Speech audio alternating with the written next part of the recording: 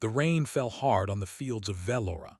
It was a cold rain, the kind that made bones ache and spirits grow tired. Tiho stood in his small farm looking at the gray sky above. His hands were rough from years of work. His face was lined with age. To anyone who saw him, he was just a simple farmer, nothing more. Velora had been under Keth control for 30 years now. The tall, insect-like creatures had come from the stars with their massive ships and terrible weapons. Humans had fought back, but they had lost. Now, 200 human worlds belonged to the Keth Empire. Velora was just one of many conquered places where humans lived as workers and servants.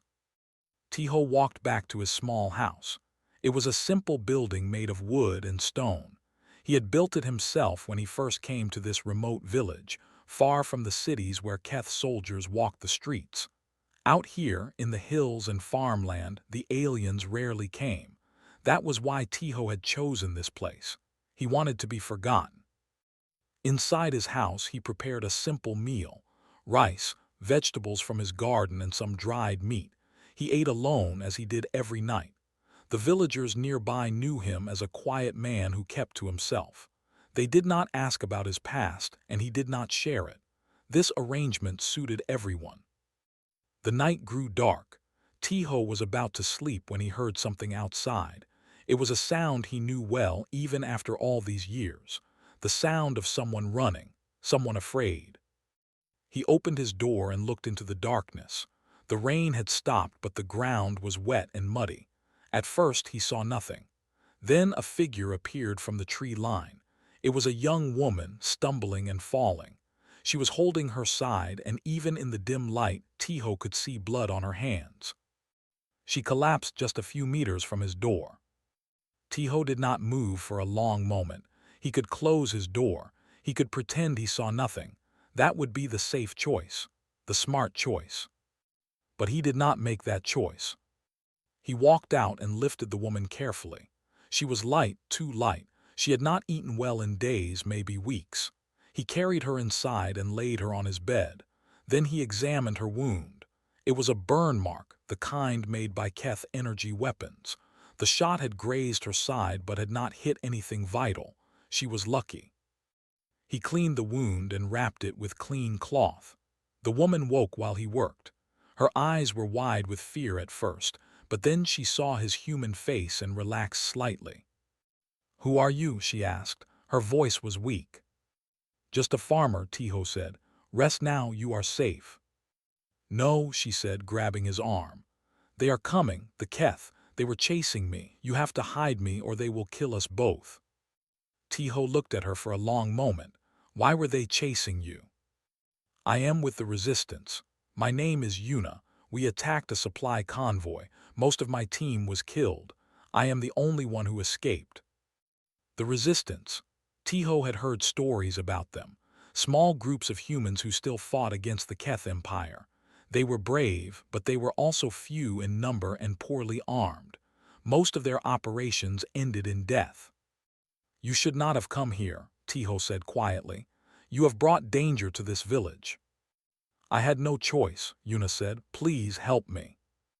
Before Tiho could answer, he heard the sound of engines. Keth patrol ships. They were close and getting closer. Yuna's face went pale with terror. "They found me," she whispered. Tiho stood up slowly. He walked to his window and looked outside. 3 Keth patrol vehicles had landed near his farm. 12 soldiers climbed out. They were tall, their bodies covered in hard shells like armor. Their eyes glowed faintly in the darkness. They carried energy rifles that could burn through metal. One of them, larger than the others, spoke through a translation device. "Human, we know the criminal is here. Send her out and you will not be harmed. Resist and you will die." Yuna tried to stand, but she was too weak. "I will go," she said. "I will not let them hurt you because of me." Tiho did not look at her. He was still watching the soldiers outside. Something had changed in his eyes. The tired, empty look was gone. In its place was something else, something cold and focused. "Stay here," he said. His voice was different now, harder. "Do not come outside no matter what you hear." He walked to a corner of his room and moved a loose board in the floor. Beneath it was a long case covered in dust. He had not opened this case in over 20 years. He had hoped he would never open it again. Inside the case was a sword. It was not a normal blade. It was made of a dark metal that seemed to drink in the light. The handle was worn from use. Tiho picked it up and it felt familiar in his hand, like meeting an old friend or an old curse. He walked outside. The Keth soldiers raised their weapons. "Stop," the leader commanded. "Drop the weapon and surrender." Tiho kept walking. His steps were slow and calm. He did not look afraid. He did not look angry. He looked like a man who had done this many times before. "This is your final warning," the Keth leader shouted. Tiho stopped about 10 meters from the soldiers. He looked at them one by one. Then he spoke, his voice quiet but clear in the night air. "Leave now, take your ships and go. Do not return to this place." The Keth leader made a sound that might have been laughter. "You threaten us. One old human with a primitive blade, kill him." 4 soldiers raised their rifles and fired. But Tiho was no longer standing where he had been. He moved so fast that Yuna, watching from the window, could not follow him with her eyes. One moment he was there. The next, he was among the soldiers. The first Keth fell before he could understand what happened. His head separated from his body in a clean cut. The second and third died just as quickly. Tiho moved like water, like wind. His blade sang through the air, and everywhere it touched, Keth soldiers fell. The remaining soldiers tried to fight back. They fired their weapons, but they hit only air and each other. Tiho was never where they aimed. He was always behind them, beside them, already past them. In less than 30 seconds, all 12 soldiers lay dead on the wet ground. Tiho stood among the bodies, his sword dripping with pale Keth blood. He was not breathing hard. He was not shaking.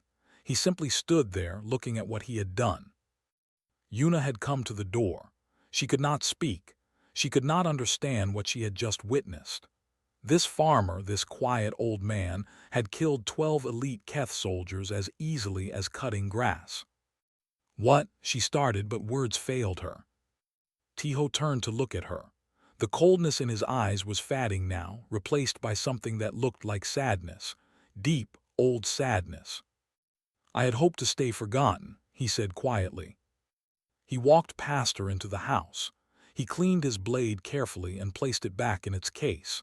Then he sat down heavily, like a man carrying a weight too large for any person to bear.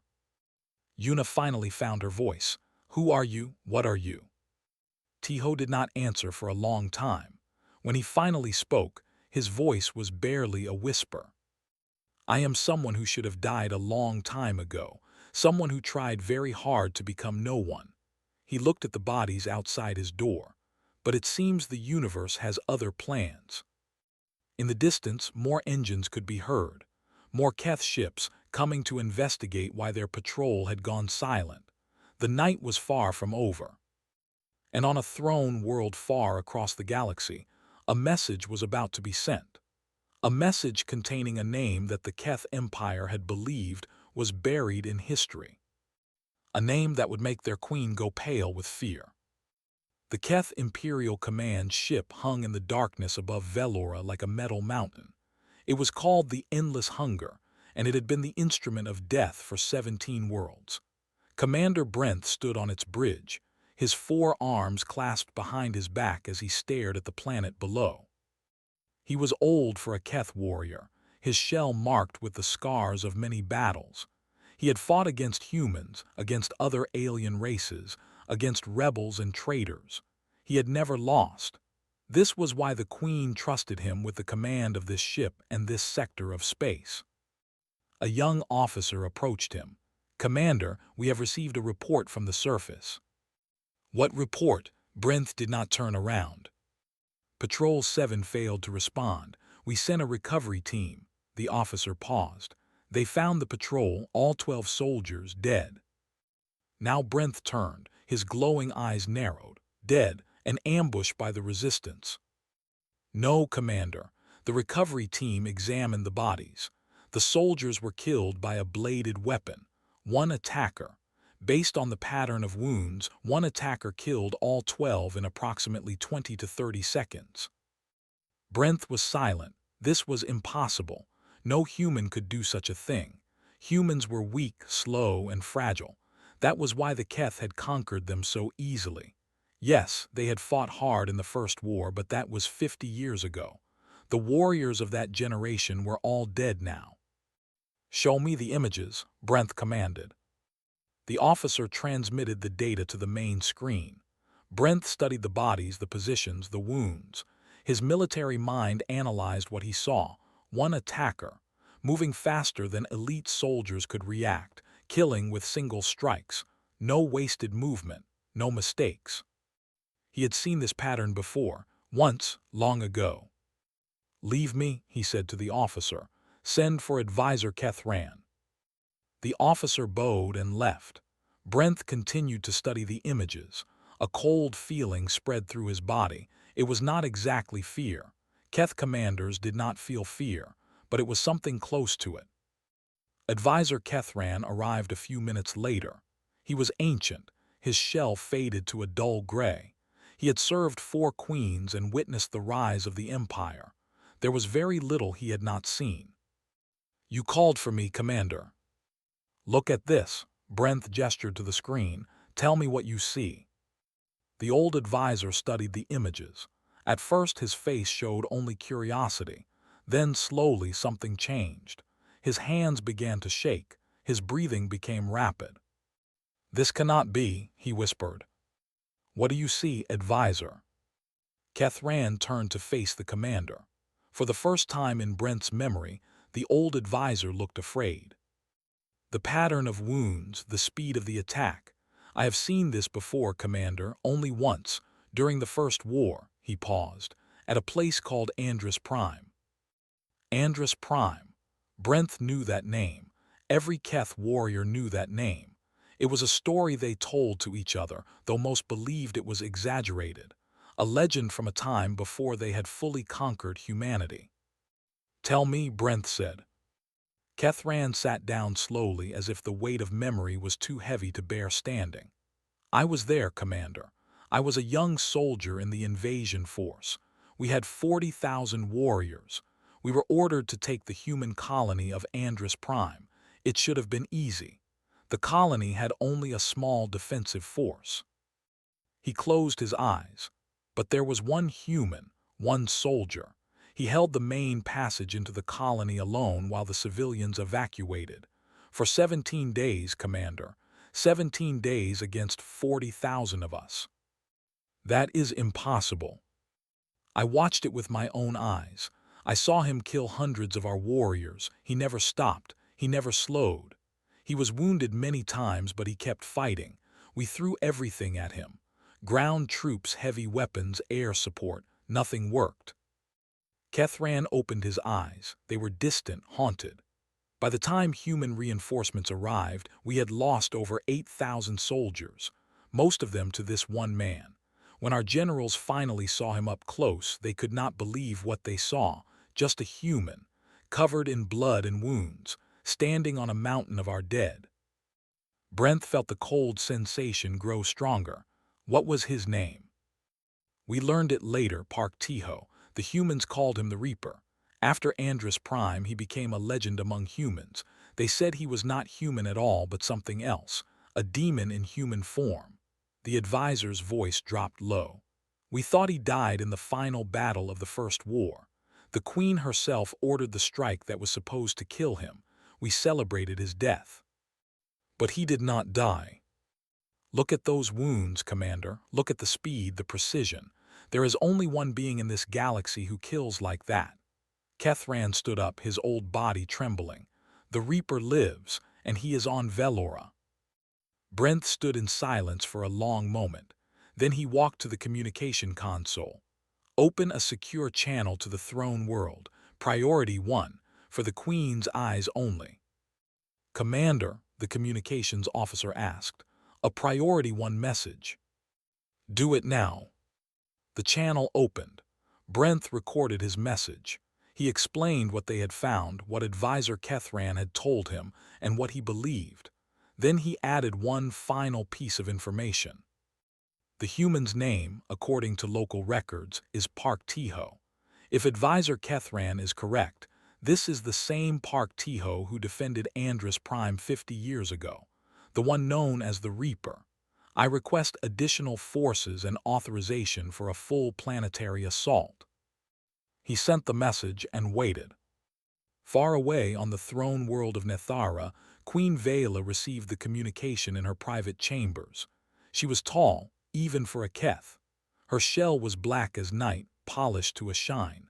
Her eyes burned with cold intelligence. She had ruled the Empire for 60 years, crushing every challenge to her power. She opened the message casually, expecting another routine report. As she read, her body went completely still. Her servants noticed that something was wrong. They had never seen their queen stop moving before. Then they saw something that terrified them more than any enemy ever could.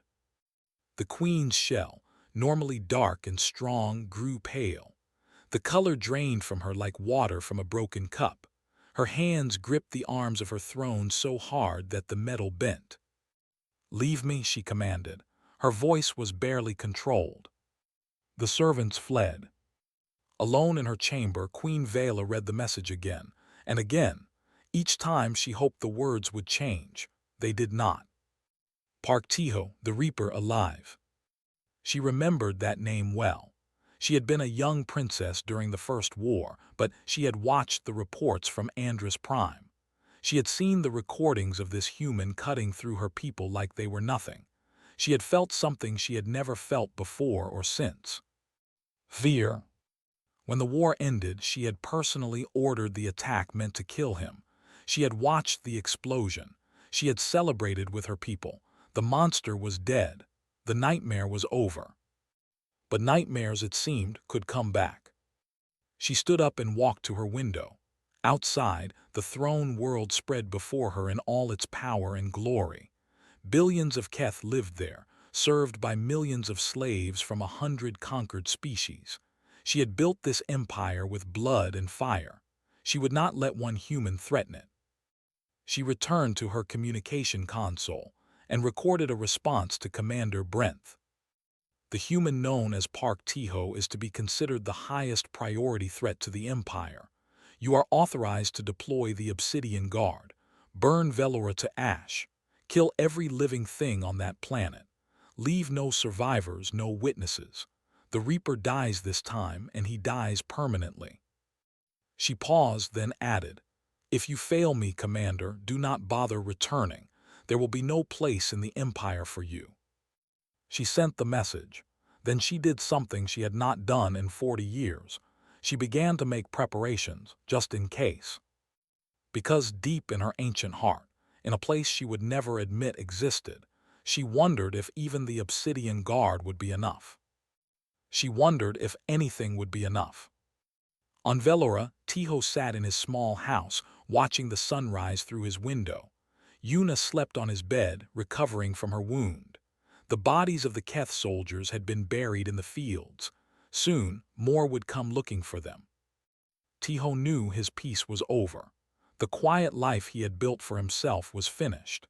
The galaxy would learn that he still lived, and nothing would be the same again. He looked at his hands, farmer's hands, killer's hands. Some things could not be escaped. Some fates could not be outrun. The Reaper was awake. The Resistance base was hidden beneath an old factory in the industrial district of Velora's largest city. The building above was abandoned and rusted, but below the surface, over 200 fighters lived and trained in secret tunnels that had been dug over many years. Yuna led Tiho through the dark passages. She was still weak from her wound, but she refused to rest until she delivered this man to her brother. What she had witnessed at the farm had changed everything. If even half the stories about the Reaper were true, this one person could be worth more than 1,000 soldiers. "My brother is the leader here," she explained as they walked. "His name is Minyu. He can be difficult, but he is a good man. He has kept us alive when others would have given up." Tiho said nothing. He simply followed, his eyes watching everything. He noted the guard positions, the weapon storage areas, the escape routes. Old habits never truly died. They entered a large room where several fighters had gathered. In the center stood a man in his early 30s with a hard face and careful eyes. This was Minyu. He was cleaning a rifle when Yuna entered, and he immediately put it down and rushed to embrace his sister. "Yuna, we thought you were dead. The entire team was killed. How did you survive?" "Because of him," Yuna gestured to Tiho. Minyu looked at the older man. He saw a farmer with rough hands and tired eyes. Nothing special, nothing impressive. "Who is this?" "This is the man who saved my life. He killed 12 Keth soldiers, alone, in less than a minute." The room went silent. Every fighter turned to look at Tiho, some with doubt, some with curiosity, a few with something that looked like hope. Minyu's expression did not change. 12 soldiers, alone, with what farm tools? "With a sword," Yuna said. "I watched him do it. I have never seen anyone move like that. It was like they could not even touch him." "This is a joke," Minyu said flatly. "One old man with a sword against Keth soldiers in armor. Sister, you hit your head during the escape. You are imagining things." "I know what I saw." An old voice spoke from the corner of the room. "Perhaps she does." Everyone turned. An elderly woman stepped forward. She was small and bent with age, her hair completely white, but her eyes were sharp and clear. Her name was Sara, and she was the oldest member of the resistance. She had been a field medic during the First War, one of the few veterans still alive. Sara walked slowly toward Tiho. She studied his face for a long moment. Then her eyes widened. "It is you," she whispered. "Older, tired, but I never forget a face, especially not the face of a man I pulled back from death 3 times." Tiho looked at her. A ghost of recognition passed over his features. "The medic from Andrus Prime." "You remember." "I remember everyone who saved my life, even when I did not want to be saved." Sara turned to face the others. Her voice was stronger now, filled with old authority. "This man is Park Tiho. During the First War, he held the passage at Andrus Prime for 17 days against 40,000 Keth. He killed over 8,000 of them by himself. The humans call him the Reaper. The Keth call him the nightmare they thought they had killed." The room exploded with noise. Everyone was talking, shouting, asking questions. Minyu raised his hand for silence. "That is a legend," he said. "A story we tell children to give them hope. No human can do what the stories describe." "I was there," Sora said. "I saw it. I treated his wounds between battles. Wounds that would have killed any normal person. He just kept going, fighting, killing, for 17 days. Minyu looked at Tiho with new eyes. "If this is true, why are you farming in a remote village? Why are you hiding like a coward while the Keth enslave our people?" Several fighters stepped back, expecting violence, but Tiho just met Minyu's gaze calmly. "Because I am not a hero," he said quietly. "I am a killer. There is a difference." "We need killers." "You do not need me." Tiho turned away. "I came here only to make sure Yuna was safe. Now I will leave." "Wait," Sora touched his arm. "Before you go, I want to know something. After Andrus Prime, after everything you did, why did you stop fighting? We needed you in those final battles. We needed you and you disappeared." Tiho was silent for a long time. When he spoke, his voice was heavy with pain that 50 years had not healed. During the siege of Andrus Prime, the Keth brought observers from their homeworld, civilians. They wanted them to watch their great victory. Among them were children. The room grew very quiet. On the 15th day, the Keth pushed hard. They broke through my defenses for a few hours. I had to fight my way through their lines to push them back. I was wounded, exhausted, and filled with rage. He closed his eyes. When it was over, I found that the observers had been positioned behind their lines.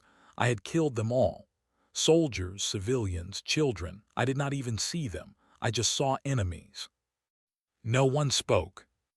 That night I looked at my hands. I saw the blood of children on them, and I knew what I had become. Not a soldier, not a protector, a monster. He opened his eyes. So I stopped. After the war, I disappeared. I tried to become someone else. Someone who could not hurt anyone ever again. Yuna stepped forward. That was 50 years ago.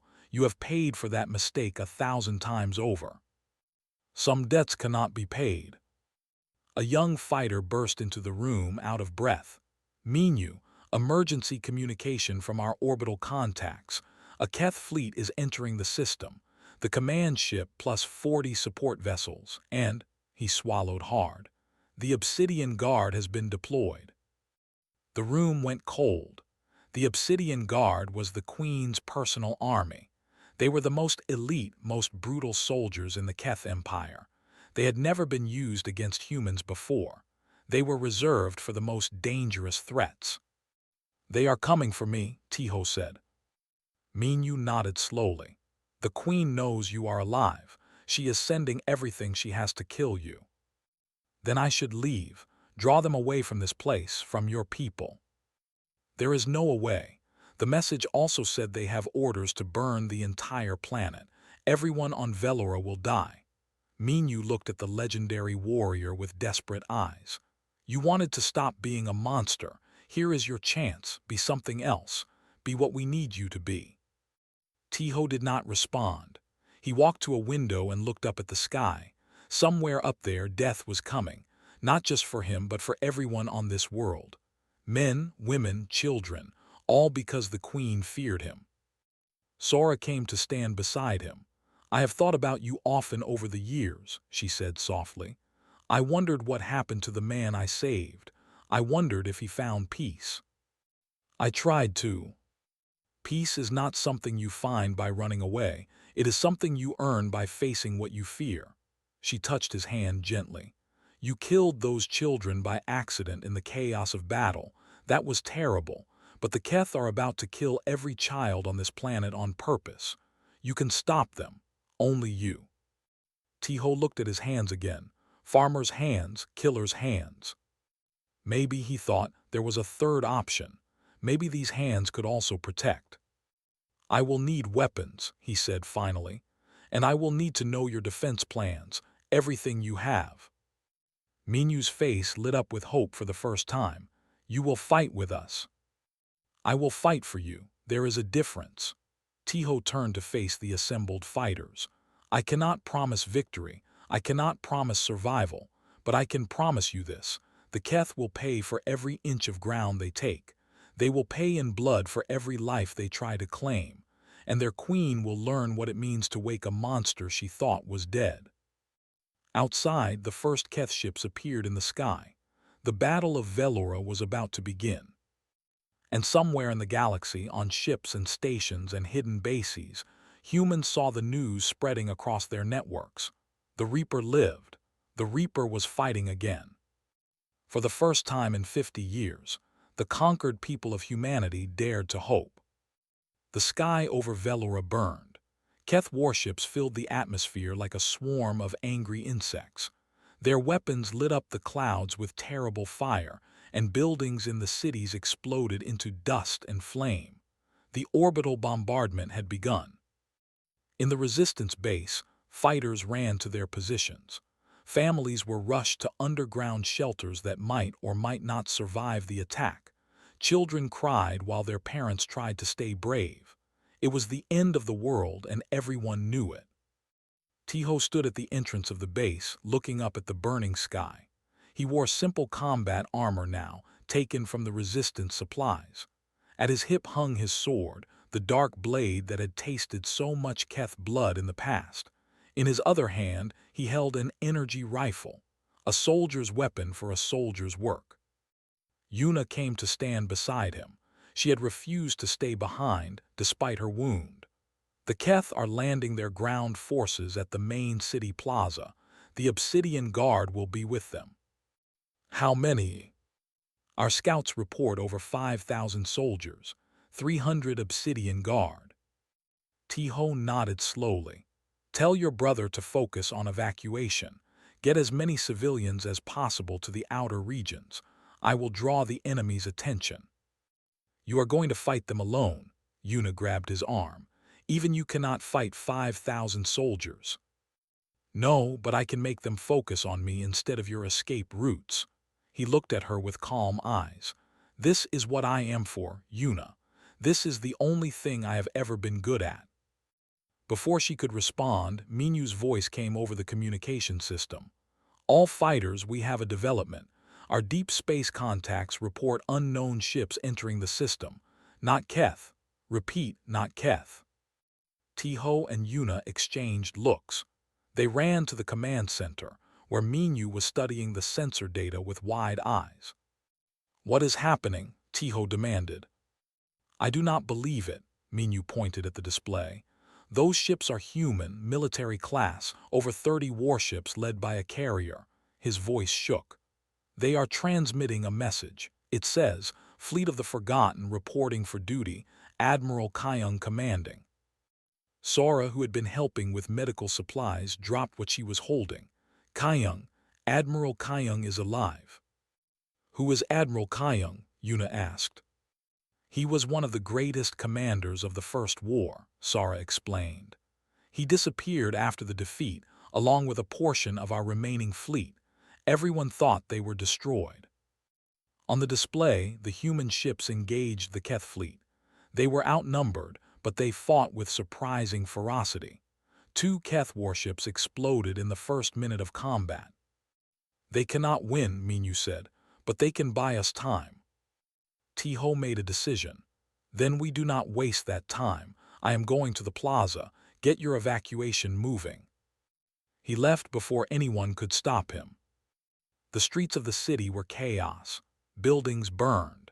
Keth soldiers marched through the smoke, shooting at anything that moved. Civilians ran screaming in every direction, and through it all, one figure walked calmly toward the center of the destruction. Tiho moved like a shadow. Keth soldiers who spotted him had only seconds to react before they died. He did not slow down. He did not speak. He simply killed anything that stood between him and his destination. The Obsidian Guard had established a command position in the main plaza. Commander Brent himself stood there, directing the ground assault. He was confident. The bombardment was proceeding perfectly. The resistance was scattered. Victory was assured. Then reports began coming in. Strange reports, impossible reports. Unit 7 is not responding. Unit 12 has been eliminated. Something is moving through Sector 4, something fast. Brent activated his display and watched the camera feeds. He saw his soldiers dying, one by one, then in groups. A figure moved among them like death itself. A human, one human. The Reaper, Brent whispered. He turned to his Obsidian Guard. All of you, kill that human now. The guard moved out. 300 of the deadliest warriors in the Keth Empire, each one trained from birth to kill. They spread through the streets, hunting their prey. Tiho sensed them coming. He could feel the difference in how they moved. These were not ordinary soldiers. These were killers like him. Good, he thought, finally a challenge. The first Obsidian Guard found him in a narrow street. The elite warrior attacked with speed that would have killed any normal human, but Tiho was not normal. He slipped the attack, drove his blade through the warrior's armor, and moved on before the body hit the ground. The second and third guards attacked together. They were better coordinated, their moves practiced to perfection. Tiho had to work harder, taking a cut on his arm before he killed them both. More came, and more. The streets of the city became a slaughterhouse. In orbit, a young pilot named Wujin led his squadron against the Keth command ship. He was only 19 years old, born after the First War, raised on stories of the Reaper. Those stories had given him hope during the darkest years. Now, incredibly, that legendary warrior was real and fighting on the surface below. All fighters target the command ship's engines, Wujin commanded. We do not need to destroy it, just cripple it. His squadron dove through enemy fire. Ships exploded around him. Friends died, but Wujin did not stop. He remembered every story, every legend. If the Reaper could fight alone against impossible odds, so could he. His weapon struck true. The command ship shuddered as its engines went critical. On the surface, Hana worked frantically at a captured communication terminal. She was a human slave who had served on the Keth command ship for years, secretly passing information to the resistance. Now, with the battle raging, she had escaped and found her way to a broadcast station. Her fingers flew across the controls. She accessed the Keth broadcast network, the same system they used to spread fear across their conquered worlds. Then she connected it to the human underground networks, and she began to transmit the battle footage. Across the galaxy, on 200 human worlds and a dozen Keth strongholds, screens flickered to life. They showed the burning city of Velora. They showed Keth soldiers falling. And they showed one human warrior carving through the obsidian guard like they were nothing. Humans who had forgotten how to hope watched in stunned silence. Keth, who had never known fear, felt it for the first time. The legend was real. The Reaper lived. In the plaza, Tiho finally reached Commander Brent. Around them lay the bodies of over 200 obsidian guard. Tiho was bleeding from a dozen wounds. His breathing was heavy, but his eyes were still sharp and his blade was still hungry. "You should have stayed dead," Brent said. He was calm, but his hands trembled slightly on his weapon. "Many have said that. The Queen will destroy you. Even if you win here, she will hunt you across the galaxy." "Then I will give her the same answer I gave your soldiers." Tiho raised his blade. "Come and try." Brent attacked. He was a skilled warrior, a veteran of many battles. He used every technique he knew, every trick, every advantage of his larger body and harder shell. It was not enough. Tiho's blade found its mark. Brent fell.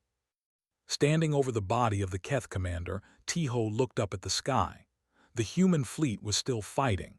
Evacuation ships were lifting off from the outer regions. The Keth assault was faltering without leadership. Behind him, Minyu and Yuna arrived with a group of resistance fighters. They stared at the carnage in the plaza with disbelief. "The evacuation is almost complete," Minyu reported. "Thanks to Admiral Kyung's fleet, we have saved most of the civilians." Tiho nodded. He was tired, so tired, but something in his chest felt lighter than it had in 50 years. "This is not over," he said. "The Queen will not accept this defeat. She will strike again, harder than before." "Then what do we do?" Yuna asked. Tiho looked at her with eyes that held both sorrow and determination. "We take the fight to her. We end this war properly." Across the galaxy, the broadcast continued. Humans watched their ancient champion stand victorious, and for the first time in generations, they began to believe that freedom might be possible after all. The Battle of Velora was won, but the real war was just beginning. The throne world of Nethara was a planet of dark beauty. Its skies were purple, its oceans black as oil. Great towers of metal and stone rose from the surface, monuments to Keth power built over thousands of years. At the heart of the largest city stood the Imperial Palace, where Queen Vela ruled over her crumbling empire. The Battle of Velora had changed everything. The broadcast of Tiho's victory had spread across every human world, igniting rebellions that the Keth could not contain. 30 colonies had risen up in the first week. 50 more followed. The empire that had seemed unbreakable was now burning from within. And now, the humans were coming for the Queen herself. A captured Keth transport ship dropped out of hyperspace near Nethara. On board were Tiho, Yuna, Minyu, and 20 of the best resistance fighters from Velora. Their mission was simple but nearly impossible: infiltrate the palace, stop the Queen from activating her ancient weapon, and end the war. Hana had given her life to make this possible. The former slave had transmitted the palace security codes before Keth intelligence discovered her betrayal. They had executed her immediately, but her sacrifice had opened the door. "We are approaching the outer defense ring," the pilot reported, "using Hana's codes now." The ship passed through the first checkpoint, then the second. The codes worked perfectly, Hana's final gift. They landed in a maintenance area far from the main palace defenses. The team moved quickly through service tunnels that Hana had mapped from her years of captivity. Every guard post, every patrol route, every weakness in the palace security. She had remembered it all. "The throne room is in the central tower," Minyu said, studying a holographic map. "But our scouts report that the queen has barricaded herself in the lower levels. She is with her weapon." "What exactly is this weapon?" Yuna asked.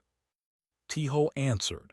"During the First War, the Keth discovered an ancient artifact from a dead civilization, a device capable of destroying entire star systems. They have never used it because they feared the power, but the queen is desperate now. And her target? Earth, our homeworld. She believes that destroying Earth will break the spirit of the rebellion." The team pressed forward. Keth guards appeared in their path, but they were dealt with quickly and quietly. Every fighter knew this was likely a one-way mission. They fought anyway. As they went deeper into the palace, the resistance grew. More guards, better armed, more alert.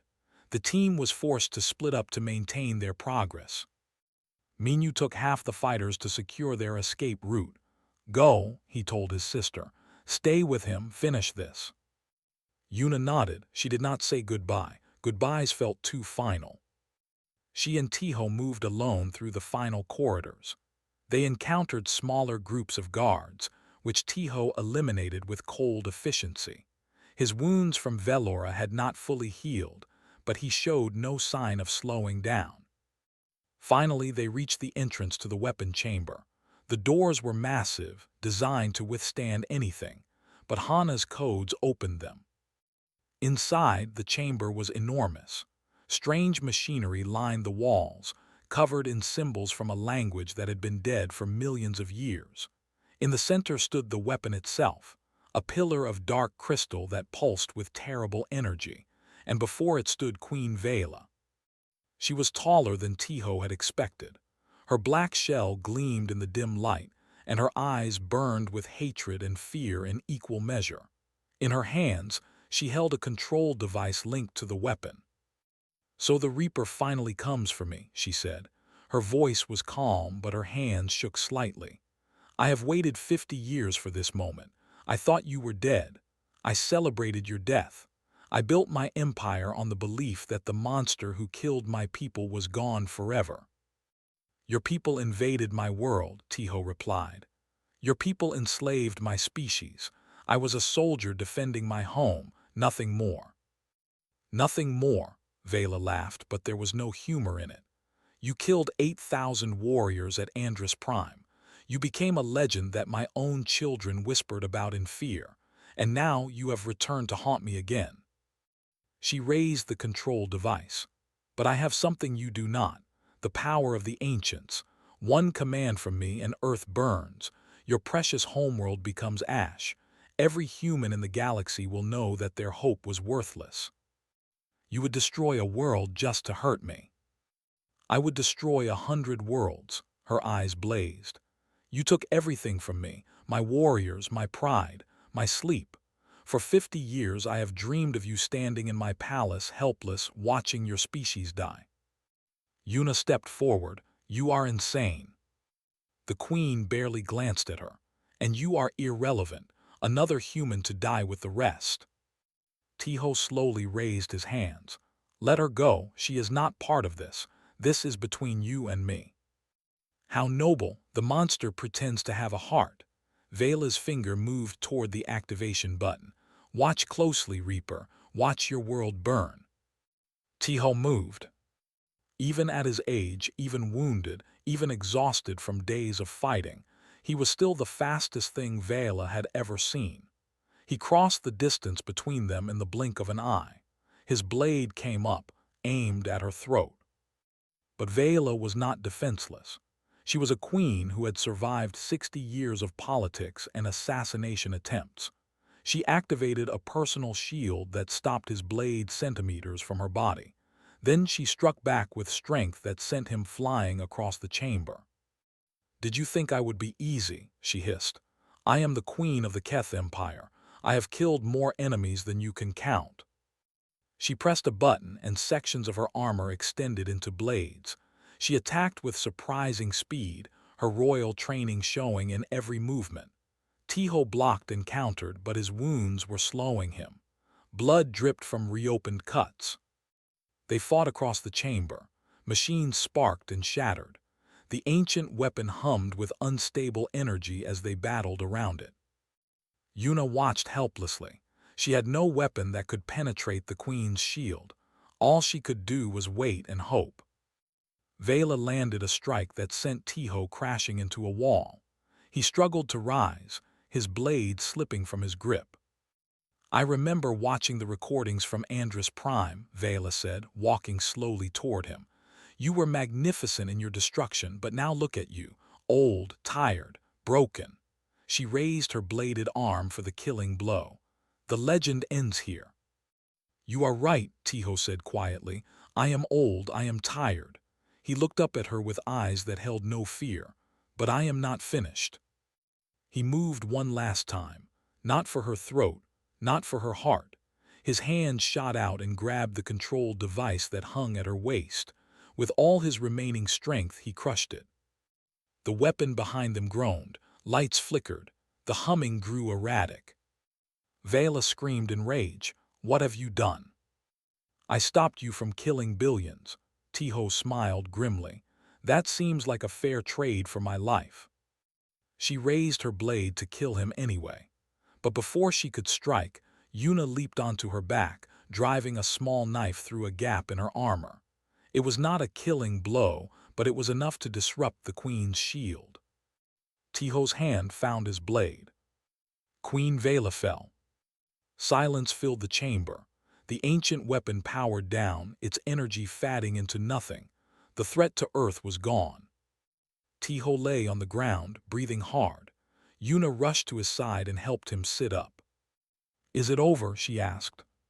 "For now." He looked at the queen's body. "Without her, the empire will fracture. Your people will have a chance." "Our people," Yuna corrected. "You are one of us." Tiho was quiet for a moment, then he nodded slowly. "I suppose I am." 6 weeks later, the Keth Empire sued for peace. Without their queen, without their obsidian guard, without their ancient weapon, they had nothing left to fight with. Human worlds began the long process of rebuilding. Tiho returned to Velora. His farm was destroyed, burned to nothing in the bombardment, but the land remained. The soil was scorched but not dead. Yuna found him there one morning, looking at the empty fields. "What will you do now?" she asked. He thought about it for a while. He thought about the blood on his hands, the lives he had taken, the lives he had saved. He thought about the children he had killed by accident and the billions he had saved on purpose. "Grow something," he said finally, "something new." Yuna sat down beside him. For a long time they did not speak. They just watched the sunrise over the wounded land. Then together they began clearing the ash. Far across the galaxy, on 100 free worlds, humans told stories to their children.